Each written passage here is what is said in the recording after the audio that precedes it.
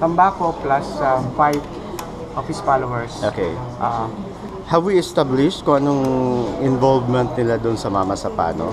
yung grupo ni Tambaco ay nag-participate sa bakbakan sa Mama Sapano. In fact, yung kanyang spokesman mismo nag-announce and right immediately after the encounter, ang sinabi nila na nag-participate sila sa pakipagpakbakan sa mga staff sa Mama Sapano during that critical period ng January 25. So charges will be filed against Yes, them charges will in be filed. relation to the... In fact, meron ng existing warrant for Tambaco. Meron siyang multiple murder, frustrated murder.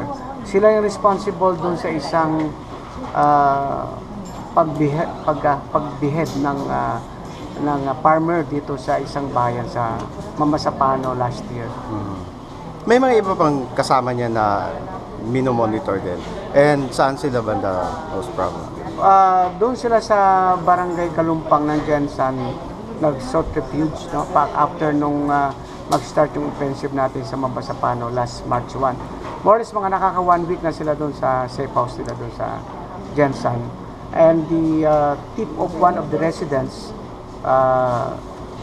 yun yung pinagsimulan ng ating intel operations until finally we identified na sinitambako yung nag-occupy doon sa safe house. So the tip was not about the identity, hindi pa kagad positively identified yung tao?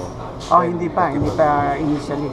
Yung mga information na nakarating sa atin, yun yung minanmanan natin. Kasi alam namin na during the offensive mag-i-slip out yung mga high value targets like Bastos man.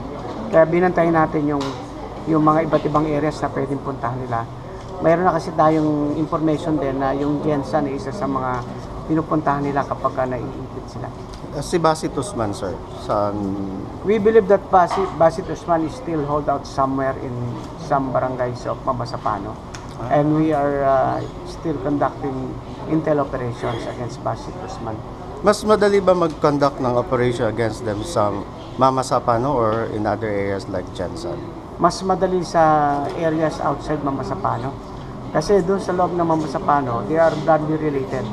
In fact, until now, even some MILF na bloodly related sa kanila, tumutulong pa rin eh. So, mahirap talagang ihiwalay yung grupong-grupo na yan. Kahit sabihin nilang ang MILF leadership is not curbing terrorist.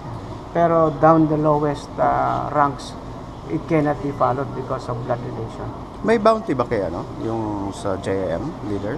Mayroong naka-recommended awards para sa kanila, pero hindi pa lumabas until now. Kasi bago lang kasing lumabas yung murder case niya against pagbehead doon sa farmer. May proseso yan eh. But as para sa about 1 million yung ni-recommend na price reward para kay Tambaco.